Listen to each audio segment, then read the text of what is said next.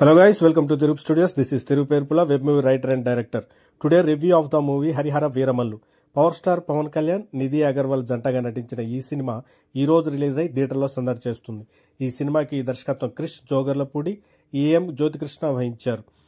AM Ratnam Kushi cinema తర్వాత power star Pawan కళ్యాణ్తో చేస్తున్న చిత్రం ఇది. అదేవిధంగా మరో ముఖ్య విశేషం ఏంటంటే ఈ సినిమాకి ఎంఎం కీరవాణి గారు సంగీతం అందించారు. జ్ఞానశేఖర్, మనోజ్ పరమహంస సినిమాటోగ్రఫీ చేశారు. ఈ రోజు రిలీజ్ అయిన సినిమా ఎలా ఉందో చూద్దామా మరి.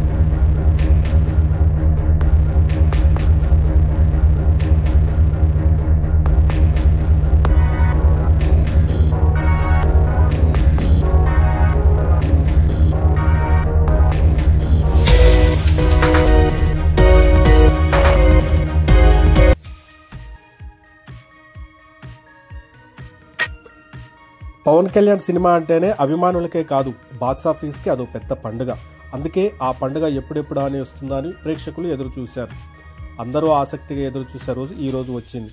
సుదీర్ఘ విరామం తర్వాత పవర్ స్టార్ పవన్ కళ్యాణ్ కథానాయకుడిగా హరిహర వీరమల్లు ఈ రోజు థియేటర్లో రిలీజ్ అయి సందడి చేస్తుంది. ఇది ఒక పీరియాడికల్ మూవీ కావడంతో ప్రేక్షకుల్లో ఆసక్తిని పెంచింది. పైగా పవన్ కళ్యాణ్ గారు స్వయంగా ప్రచార కార్యక్రమాల్లో పాల్గొని తన అంచనాలకి సినిమాకి స్థాయిని పెంచి ప్రేక్షకుడిని ఆలోచింపజేశాడు.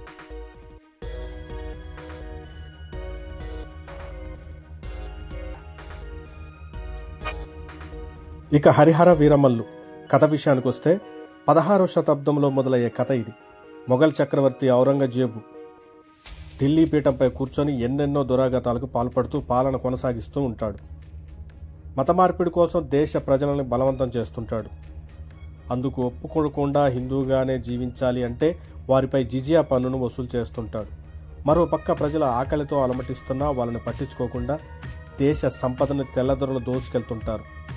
వాళ్లకు అనుకూలంగా కొద్దిమంది రాజులు, వాళ్ళ అనుచరులు పనిచేస్తూ ఉంటారు.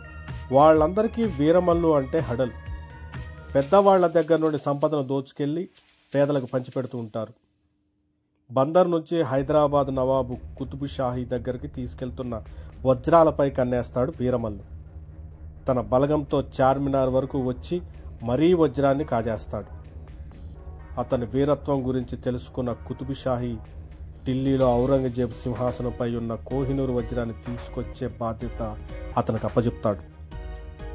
ఏ కారణాలతో అందుకు వీరమల్లు ఒప్పుకున్నాడు, హైదరాబాద్ నుంచి ఢిల్లీకి వెళ్లే క్రమంలో ఆయనకి ఎదురైన పరిస్థితులు ఎలాంటివి, ఈ కథతో నిధి అగర్వాల్ ఎవరు, ఆమెకి వీరమల్లుకి సంబంధం ఏంటి, శత్రువులను ఓడించి ఔరంగజేబు సామ్రాజ్యంలోకి వీరమల్లు ఎలా వెళ్ళాడు తదితర విషయాలను చాలా చక్కగా వివరించారు డైరెక్టర్.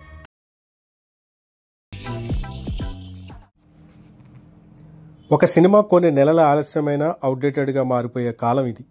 కథ, కథనాలు వర్తమాన పరిస్థితులకు అద్దం పడతాయో లేదో అనే సందేహాలు, భయాలు వ్యక్తం అవుతాయి.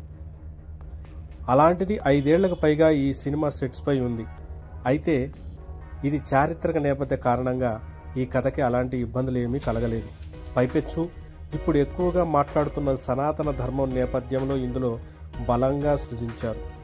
రాబిన్ హుడ్ తరహాలో కథానాయకుడి పాత్రతోనూ అభిమానుల్లో పూనకాలు తెప్పించే ఎలివేషన్స్తోనూ ప్రేక్షకుల్ని బాగా కనెక్ట్ అయ్యే సధర్మం నేపథ్యంలో తెరకెక్కించిన ఈ సినిమాకి కలిసొచ్చాయి.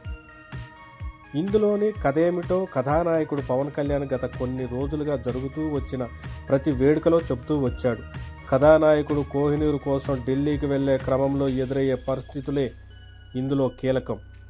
వీరమల్లు పాత్రని, అతని వీరత్వాన్ని పరిచయం చేస్తూ సాగే ప్రథమార్థం సినిమాకి హైలైట్ కాగా, ద్వితీయార్థం, ప్రీ క్లైమాక్స్ ప్రధాన బలంగా నిలిచాయి.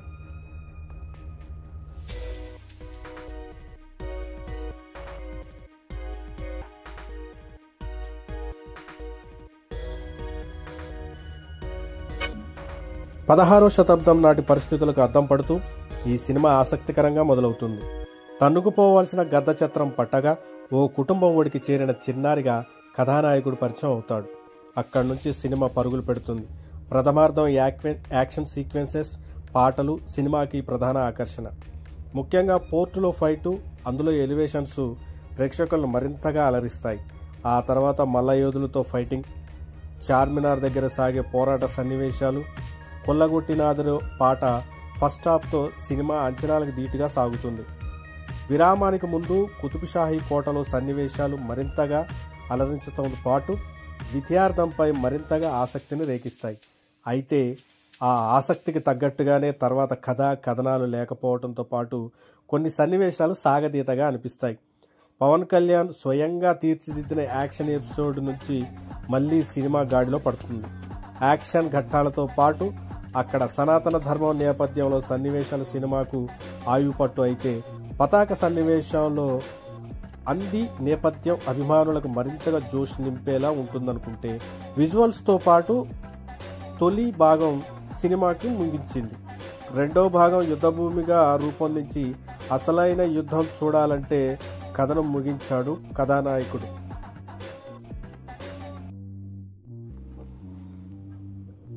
పవన్ కళ్యాణ్ గారు నటించిన తొలి పీరియాడికల్ డ్రామా సినిమా ఇది.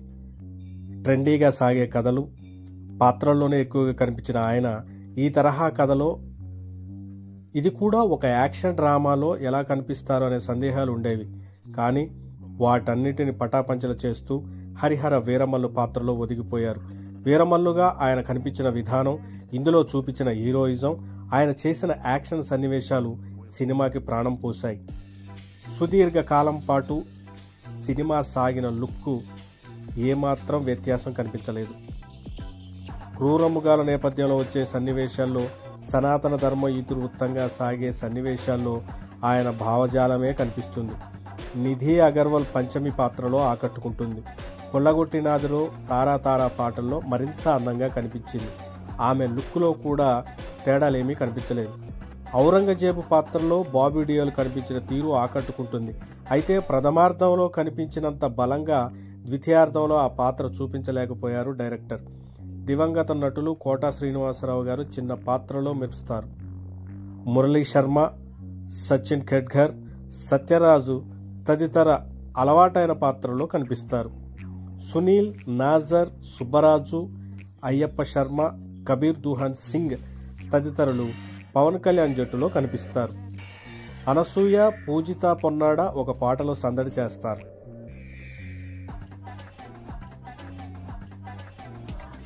ఇక సాంకేతిక విభాగాల్లో కీరవాణి సంగీతం ప్రధాన నేపథ్య సంగీతంలో సినిమాకు ప్రాణం పోశారు. సంగీతంతోటే హీరోయిజాన్ని పతాక స్థాయిలో నిలబెట్టారు. పాటలు కూడా బాగున్నాయి. ఇద్దరు సినిమాటోగ్రాఫర్లు ఈ సినిమాకి పనిచేశారు. జ్ఞానశేఖర్, మనోజ్ పరమహంస. విజువల్స్ ఆకట్టుకుంటాయి. దర్శకుడు క్రిష్, జ్యోతికృష్ణ ఇద్దరు పనిచేశారనే చెప్పుకోవాలి. కథా కథనాలపై స్పష్టత ప్రదర్శించారు. జనం మెచ్చే జన సైనికుడు అవుతాడు. పాలించేవారి పాదాలే కాదు తల కూడా కనిపించాలంటూ పవన్ కళ్యాణ్ రాజకీయ జీవితం, ఆయన వ్యక్తిత్వాన్ని ప్రతిబింబించేలా ఇందులో మాటలు రాశారు. Sai Madhav, Burra and co. నిర్మాణంలో ఉన్నంత స్థాయి బాగా కనిపించింది. ఇక ఏఎం రత్నం గారి గురించి చెప్పుకుంటే, ఖుషీ సినిమా తర్వాత పవన్ కళ్యాణ్ గారితో సినిమా చేయటం చాలా ఆశ్చర్యాన్ని గురి చేసింది. ఎందుకంటే వీరిద్దరు కాంబోలో ఖుషీ బ్లాక్ బస్టర్ అనే చెప్పుకోవాలి. ఆ తర్వాత ఆ స్థాయినే ఈ హరహర వీరమల్లు ఇచ్చిందని చెప్పుకోవచ్చు.